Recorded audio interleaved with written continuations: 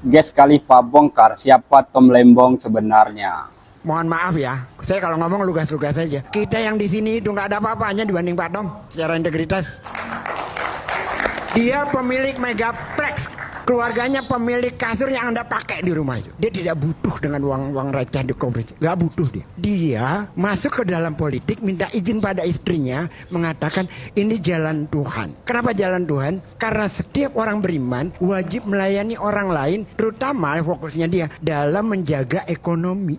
Itu alasan dia masuk ke politik, ya itu. Kalau soal kekayaan, dia udah kaya banget, hidupnya udah selesai. Lalu kita yang di sini menilai ini ada niat korupsi, ini siapa lu dibanding Tom Lembong? Nggak ada. Ada orang jalan, polisi nggak suka ngelihat jalannya, bukan polisi di sini ya. Dipanggil itu orang, lalu ditabok, kedepak. Gitu.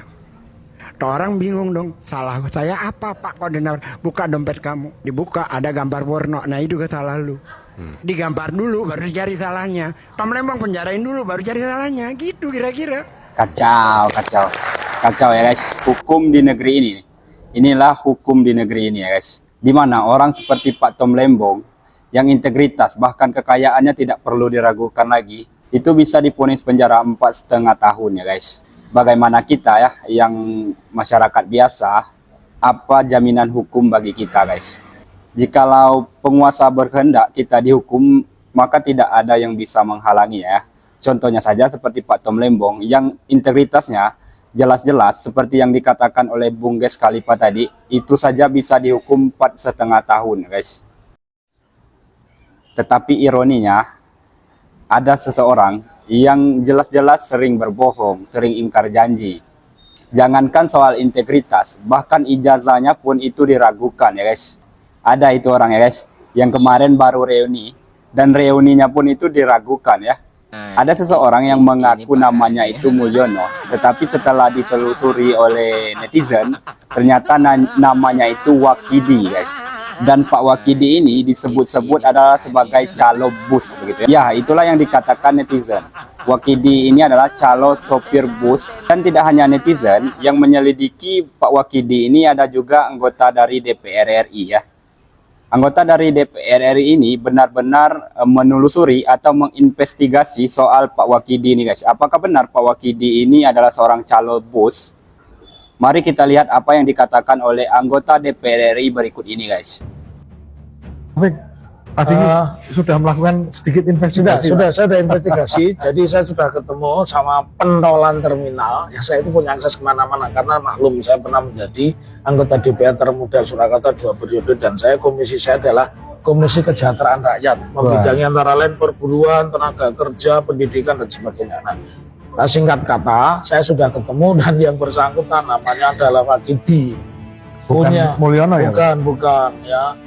Dan profesinya apa itu? Profesinya calo tiket ya. Calo tiket itu Madiun, Surabaya, Darjo gitu ya. Jadi buat para termul-termul di sini, tolong ini berita ini disanggah ya. Ya, silakan Tapi kalian dengan bantah. Aku ini wong Solo, lahir di Solo, menyelesaikan S1, S2, S3 di Solo, UNS 11 Maret. Nggak usah didebat, ijazahku asli ya.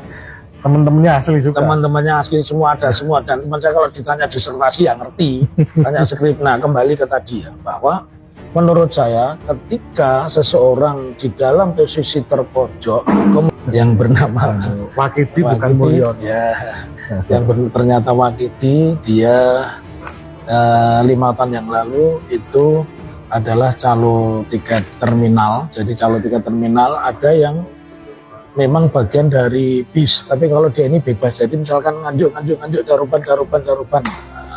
Kita tayang di 2 channel ya, satu channel jurusan, bahkan kelas pun dia tidak ngerti, nggak ada kelas saat itu, nggak ada jurusan. Nah, tetapi kayaknya dia dididik untuk mengatakan pokoknya manajemen.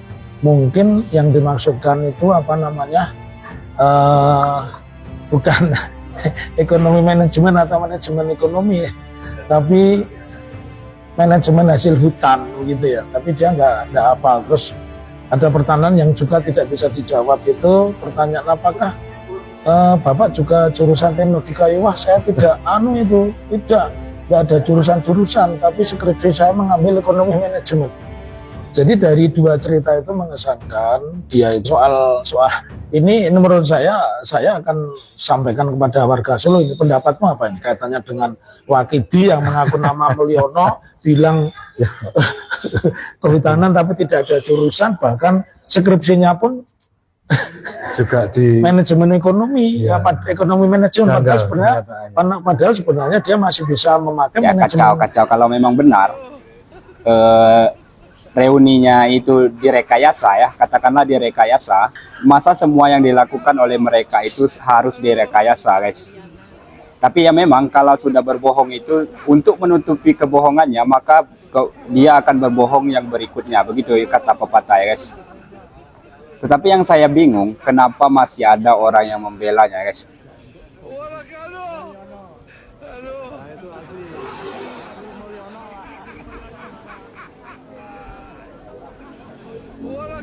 Bagaimana pendapat teman-teman, tulis di kolom komentar ya.